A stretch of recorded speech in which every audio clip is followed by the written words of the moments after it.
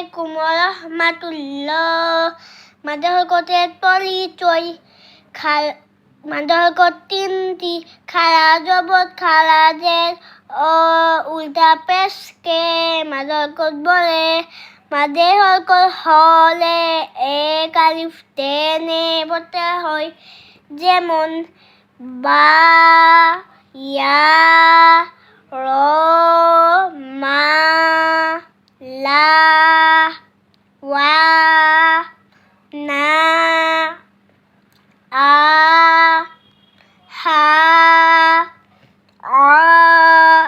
হা, গ, খ, তা, সা, জা, দা, জা, সা, শা, শ,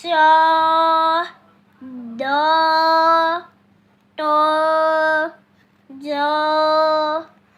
ফা, ক, কা, আ, ই, হি, উ, হু, উ, ই। সাদাকাল্লাহুল আযীম। আসসালামু আলাইকুম।